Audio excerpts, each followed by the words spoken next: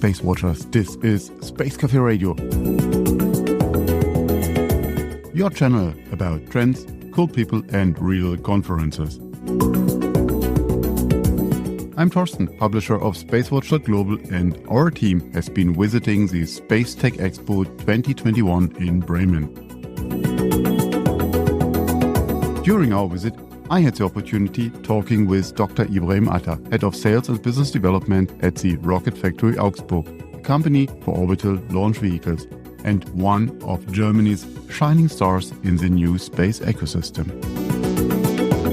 How are you doing after the 2 days of the show? It's great. It's a little bit exhausting, but it's fine to be back. It's really great to meet all these people again, which you just know from email streams and Zoom meetings, and to talk to persons face to face. It's great. It's such a unique occasion that you have access to so much condensed information, and you have 3 days where you live in the space bubble.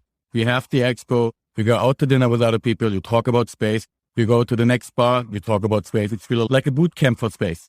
You are in the city of space of Germany. You made a few announcements the last days and signed really quite a number of memorandum of understandings during the show and in the last weeks.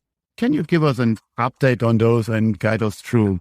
Yeah, it was really great the last few weeks. We started in Dubai, and even 1 week before Dubai, we announced our new CEO, Dr. Stefan Tularasa, who is complementing now our board. Dubai was great. We kicked it off with a MOU with Commercial Space Technologies UK. They are the oldest brokers in the game. They have lots of experience, and we are offering unique orbits for customers. After that, we had a launch service agreement with Zenea Aerospecial from Spain, and they will be on our rocket 2026 for a research mission using electromagnetic tethers to do orbital raising and also debris removal. It's really the most important thing is sustainability for the low Earth orbit.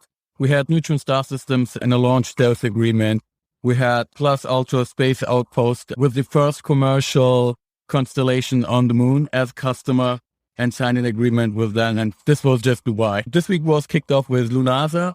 They are developing an OTV and they are based in the UK. We had an MOU with them. We had yesterday the great MOU with Morphoid Space. Today, we will also announce something.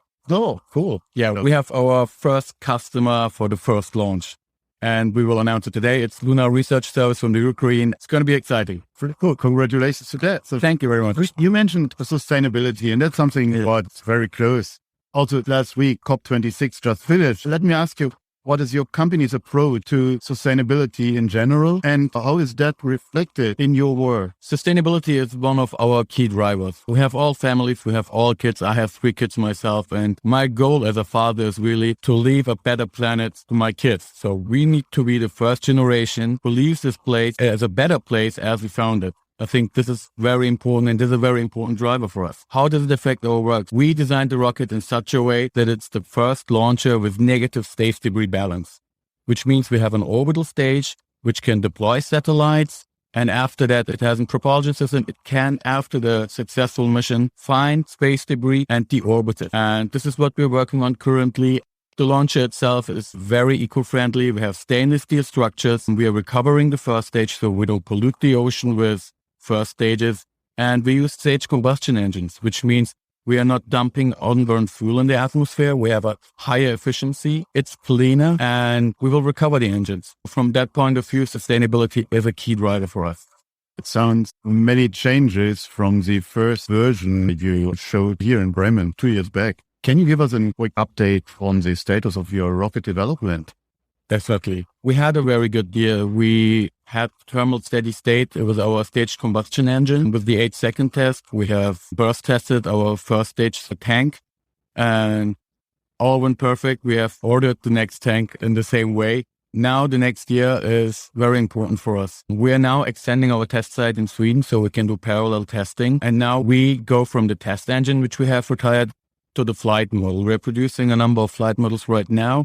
And the next goal is early next year to have a long duration burn with our flight engine. And after that, we will head directly to the stage level test where we have the upper stage as a complete system and make a full duration burn. Very cool. Just to repeat, you're testing in Sweden? Yes. But your maiden flight is signed with Andoya. Exactly, that's correct.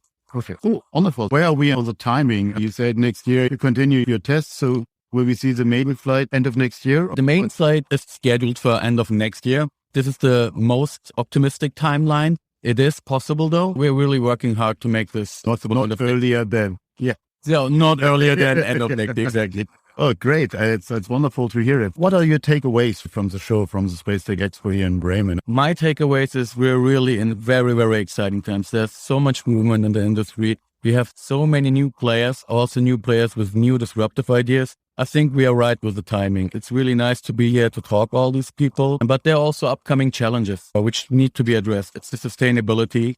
We saw what happened in orbit this week. Sustainability is for us not just important for our Earth, but also for the low Earth orbit. We need to take care of that. Otherwise, we will, in the worst case, end up with a debris cloud and orbit will not be accessible anymore. And this is something we really need to address. Thank you for listening today. If you want to stay on the pulse of space, visit our website, our mothership, at SpaceWatch.Global and subscribe to our newsletters. But of course, don't forget to become a Space Watcher. I'm Thorsten Kriening, CEO and publisher of SpaceWatch.Global, your independent perspective of space.